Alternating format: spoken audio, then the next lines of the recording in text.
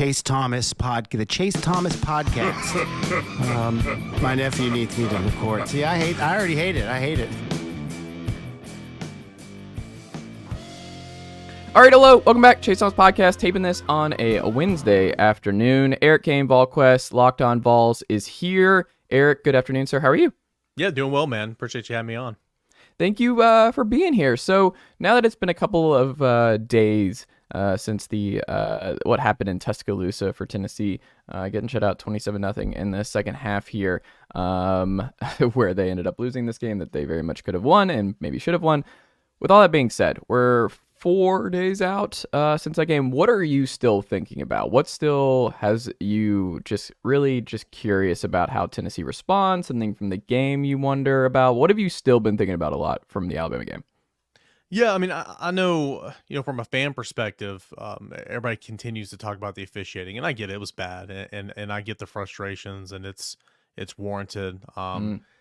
But for me, though, I mean, the biggest takeaway is not finishing in the red zone. I mean, you had opportunities to really bury Alabama, in my opinion. Now, even if you led 21-0 at the end of the first quarter, there's 3 quarters left. There's a lot of football, left to be played. But how does that affect, the game plan moving forward, the calls that were made, the play calls? Just like a non-call or a penalty that went against Tennessee or whatever, kind of had the chance to affect the game as well. So, shoulda, coulda, wouldas. Tennessee had control of that football game. You said it. That's a game Tennessee coulda won. It was tale of two halves, 2 different football teams.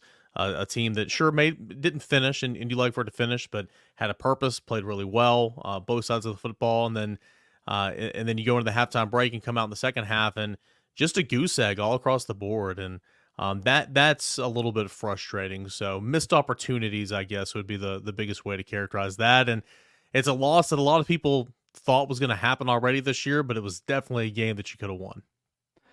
Do you think the way this team's built, the way they've responded to this point, because everyone just cycles back to Heupel at 7-1, coming off a loss to this point, and Kentucky, obviously, with Mark Stoops being the head coach of Kentucky, I think this is always going to be a personal one for Heupel and one he wants to win year in, year out. With all that being said, I don't know if I'm confident about anything really with this team week to week. So I think for the people who are like, oh, that's good. It's like, well, you also didn't think Heupel could win a game when he scores less than 30 points just a few weeks ago. And the numbers bore that out. And then he does it. And Heupel himself was surprised that he was able to pull that out against Texas A&M. So I just feel like this year in particular, because the offensive numbers are down all across the board, I don't know what to make of Tennessee week to week. So when you look at Kentucky and you look at just how physical Alabama was in the second half and shutting Tennessee's offense down, do you think it should be expected that Tennessee's able to get up off the mat and go and beat a wounded Kentucky team where their quarterback is trying to keep his completion percentage above 50% in SEC play? Expected, maybe not. Just because you're right, this team is so unpredictable, but you look at so many people see this game. And again, I think Tennessee's going to win this game. I think Tennessee's going to win this game comfortably. I love the matchup. I think Kentucky, from a quarterback perspective, has been super underwhelming. Again, I think Tennessee can and will win this game comfortably. But I think so many people see this game as just, it's that end of the season game along with Vanderbilt, to where Tennessee's just going to have no issue. It's a guaranteed dub. And Tennessee continues, even with Mark Stoops. I know he's won a couple games, but Tennessee still had a lot of success, even with Mark Stoops as head coach against Kentucky. But this is not that game. Kentucky's different. Kentucky's better. Kentucky's competitive. Kentucky has attracted a couple of nice players from the portal, and they've won some games. And so I think fans are expecting a win, and I don't think that it necessarily should be expected in the sense of, because you just don't know what this team is. The thing that I'm worrisome about this team is in games when something goes wrong, how do you respond? Tennessee in the second quarter against Florida did not respond. Tennessee in the third quarter against Alabama did not respond. Now, from one game to the next, you've responded, and that's why I think Tennessee will be okay and win this game. And certainly Heupel, you mentioned the record earlier. But there's just not been a whole lot of consistencies with this team for sure. So we'll see what happens. Again, I like this matchup for Tennessee. It's going to be a nice environment on the road, but not one like the Swamp, in my opinion, or like Athens, Georgia. But this is a game that Tennessee can win, should win, and better win, or things will get really bad. I mean, if you lose this game, you're looking at 7-5, I think. I think at that point that tells us, because I think Mississippi's a much better team than Kentucky to this point in the year, and then obviously Georgia at home to wrap up, and then, I mean, but on the flip side of that, so like you think if you lose this game, you're 7-5. On the flip side of that, you win this game, you are 7-2 going on the road to Missouri. Yeah, and so it's just like it's polar opposites to where it could be a horrible year or, man, a pretty nice looking season heading into a late season game on the road against a team that's pretty decent. And then you win that game, you're 8-2, come back home against Georgia. I mean, it's this is a big game for sure. This is a big game. I had 9-3 before the season started. That means you need to win 2 of the 3, in my opinion, against 2 on the road at Kentucky and Missouri, and then of course Georgia. That's taking into account that UConn and Vanderbilt are wins. So this is a big game in that respect. Yeah, it's a sneaky big game for them. And I also think Kentucky, you don't really know what you're getting week to week. Because, I mean, remember, this Kentucky team dismantled a Florida team that you lost to on the road very handedly. And, I mean, they do a lot of the stuff that Tennessee does well. And, I mean, or Tennessee will stop a lot of the stuff that Kentucky does well. But I just, anyone who's like uber confident, like I'll see some Volquest posters who are like maxing out like what the Vols can do to get to Atlanta still. And I'm like, what world are we living in here? Where I don't know if I'm taking crazy pills, but like the optimism and maybe the feeling there is like how I feel about Alex Perry being the next Cortland Lawson over there at shortstop. I see like just the exact same swing as the JUCO kid, and I'm like, I'm all in. Dylan Dryling, like Tennessee baseball. I'm right there with you. When it comes to this year with this football team, the optimism and just the certainty of going into Lexington on Saturday and expecting a win and winning comfortably, I'm not there. And I think if you're Heupel and Danny White, what I'm doing right now is I am imploring the league office, like, whatever you do, like, we're cool on how Bama was officiated on Saturday if you make the Mizzou game a nooner. Because if that game's at night, I have a very, very bad feeling, like a South Carolina last year type of vibe. I don't want anything to do with Columbia at night, where it's cold, and I think it will be a little bit interesting. Georgia had problems with it last year on the road in the night game. Tennessee obviously destroyed Missouri at the nooner. They destroyed South Carolina at the nooner a couple years ago.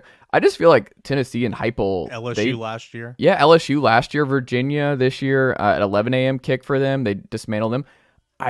That one to me, I've circled where I'm like, if it's a day game, noon game, I'm picking Tennessee.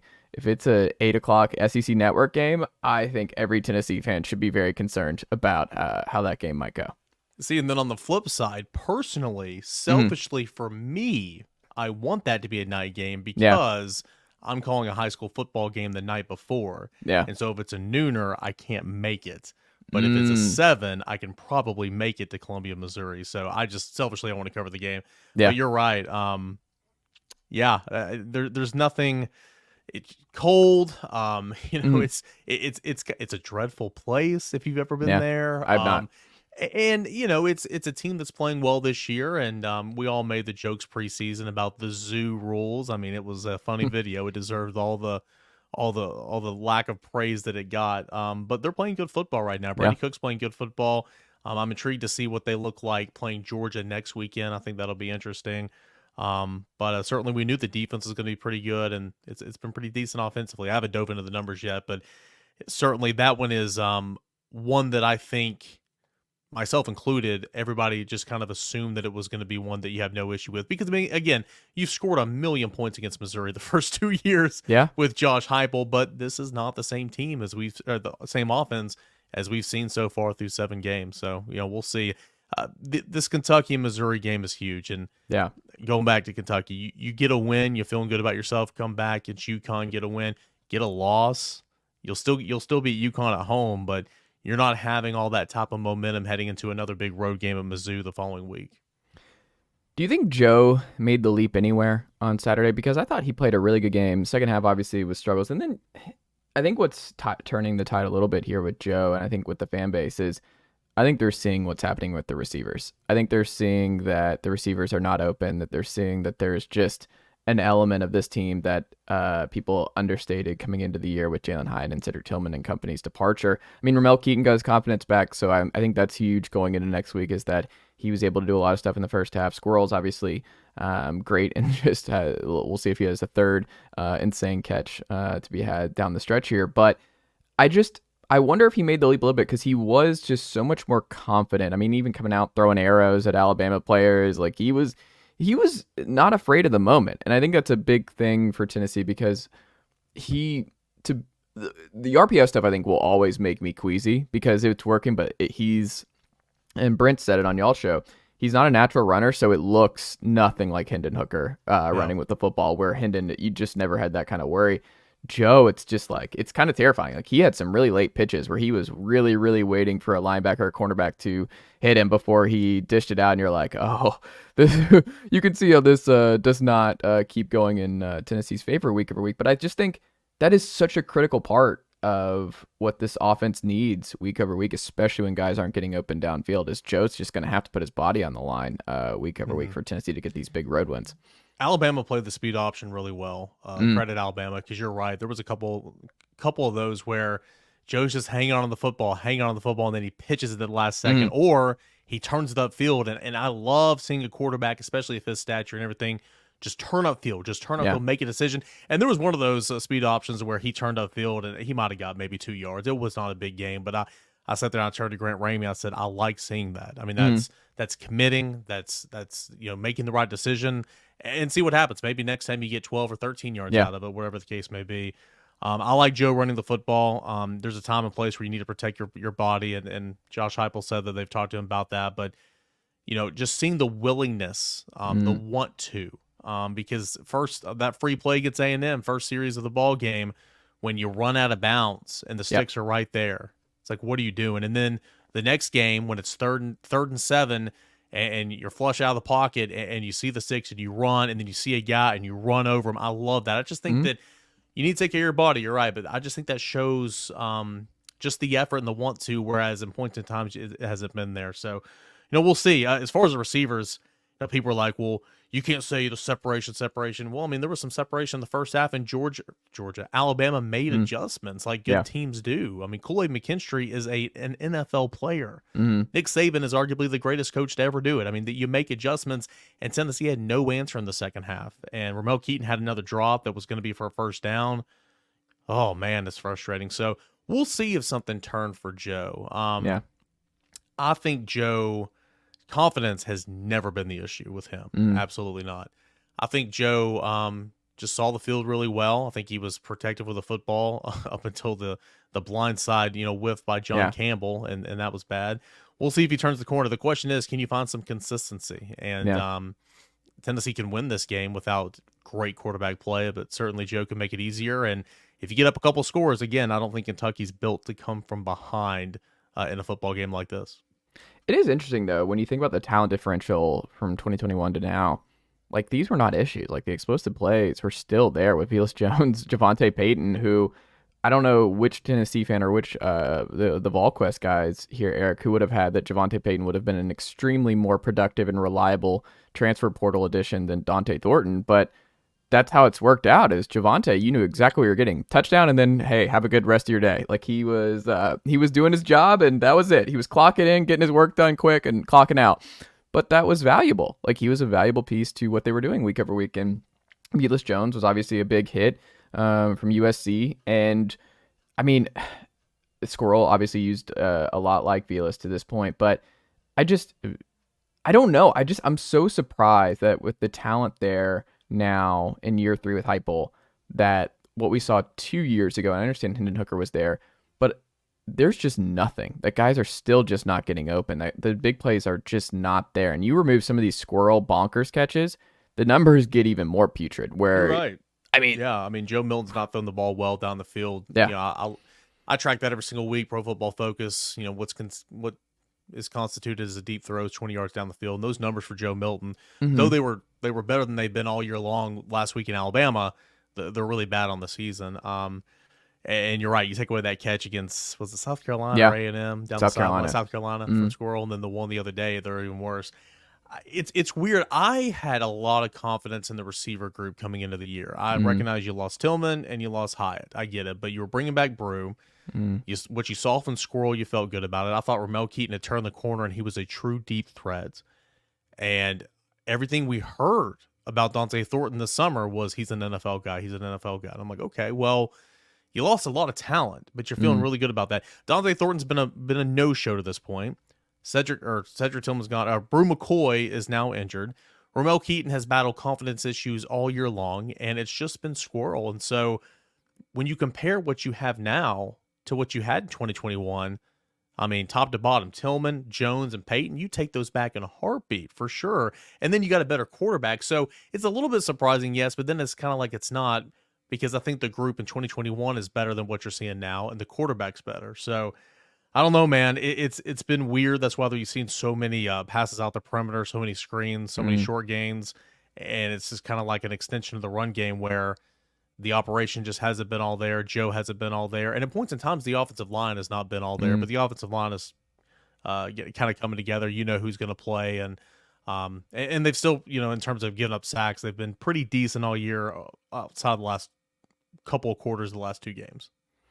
Yeah, I mean, there was an obvious. You never want to be like the drop off where like you notice immediately that Gerald Mincey's not in the game. Where Dane Davis really, really struggled, and I think they really need Crawford back that backup right tackle spot. And it looks like it was a healthy kind of scratch there. Is Dane Davis? I think he's been passed, man. Yeah. And again, maybe that changes this week, but Crawford was dealing with some injuries, and I think in that time Dane Davis just kind of passed him. Now, Dane Davis, according to Pro Football Focus, against the run, he was much. He was a whole lot better, but they were just passing so much at the point in time when he came in. And, I mean, that's you're facing Alabama and you're a backup tackle. It's not going to end well. Also the backup center, time, backup guard, whatever they need. Like Dane Davis, I just couldn't imagine. He just like goes in for the Sunday afternoon meetings, and Heupel's like, or Ellerby is like, left guard this week. And yeah, like, exactly. You need a guy like that in your roster for sure, but he played really, really well against A&M when coming in. So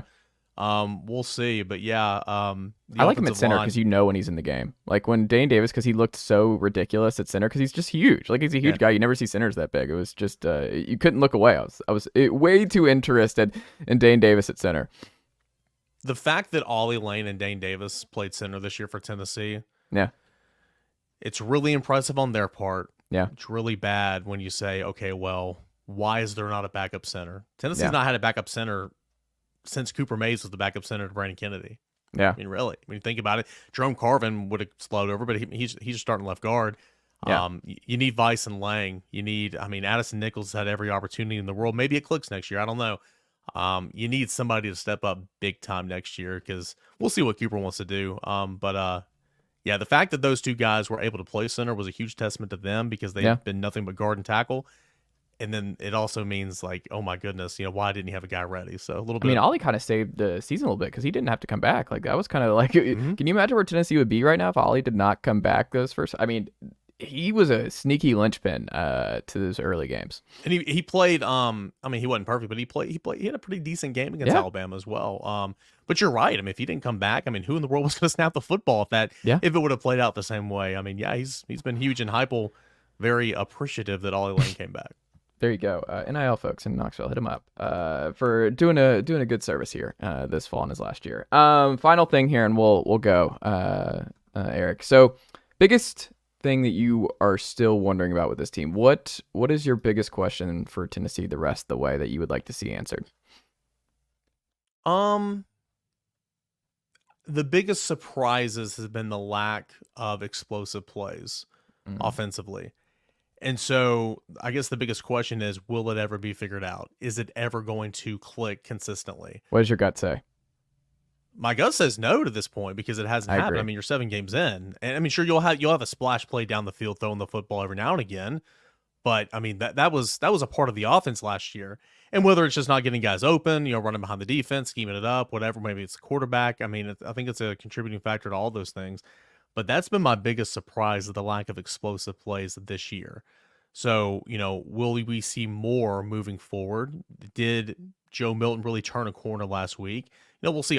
So much of this hinges on the quarterback. So, we'll see on that. And then I want to know, is Tennessee truly a great, I think it's a good running team. Is it a great running football team? I want to say it is. But in 2 road games this year, it's not showed up. It's not showed up at all. And you're going to need that run game this week at in Lexington against Kentucky. So I think Jalen Wright is a great football player, and Jabari Small's a serviceable running back, and I like Dylan Sampson, that wrinkle in there. need those guys to run on the road. So I think that can happen. I have more confidence in that than I do that, the consistency of the explosive plays down the field.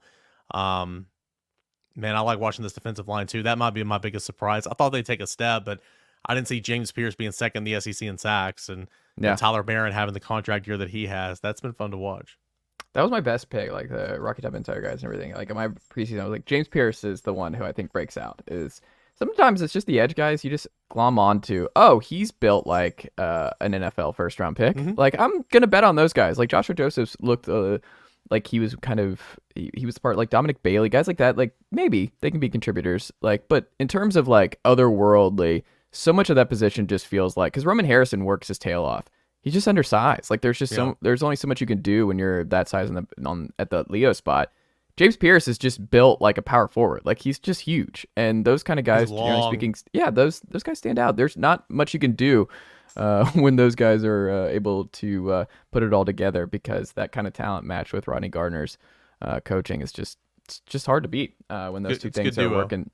Final thing, this every time you come on the podcast, Eric, I got to do this to you.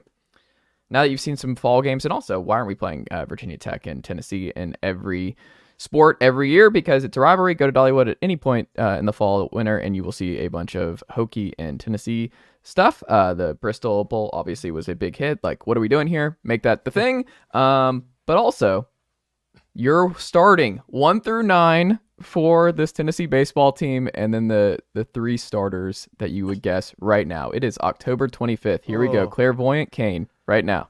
All right. So, I mean, again, this is literally October, like you just said, the 25th or whatever. So, I mean, this is so early. This is just me right now. I'm not doing batting order, but let's go around the horn. Third base is going to be Billy Amick. Shortstop, I think the first crack will be Christian Moore. Second base, I think will be Brad Key Lowry. Might be Alex Perry. Boy, he had a good game. Yeah. First base, Ariel Antigua. There's 3 guys there that I can see playing wherever Moore doesn't. Shortstop, second base, whatever. First base, Burke. Your catcher will be. Game 1 it might be Cal Stark, but I think Cannon Peebles will be your catcher. Outfield, Inslee's going to be in center. Dryling's going to be in left. And I just think Reese Chapman's going to be out there. I think Reese Chapman's going to be your right fielder. Then Tiers is the DH in this scenario. Yeah, and Tiers could be your right fielder as well. So, we'll see. But I think Reese Chapman played in a really, really good summer league, and he balled out this summer. Tiers did not have a good day in Greenville this past weekend, but he's had a really good fall. So, a good problem to have. Beam your Friday night guy, AJ Russell your Saturday guy, and I bet Nate Snead will be your third starter. Interesting. Options there. Freshman, I don't know enough right now. That can change. Wyatt Evans, is he durable enough? AJ Causey's also an option, but I'll go Snead. He got roughed up in Greenville, but I think Snead would. I'll go Snead for right now. But again, all of this is subject to change once the season is actually here. No, you have to stick to it, unfortunately, Eric, on this very show. You have to stick to it for the rest of the way. You got to clip it, pin it, and just be like a human pinata when none of this is right. I think a lot of it's be right. I like it. Eric Cain, go listen to the Volquest podcast. Go subscribe to Volquest.com today if you have not already done so. Go subscribe to Locked On Vols every day here on the YouTube page and wherever you get your podcasts, youtube.com/LockedOnVols for all of Eric's great coverage all across the internet on all things Tennessee Volunteers. Eric, thank you as always for the time, and we'll have to do this again soon. Chase, always appreciate it, man. Thanks so much.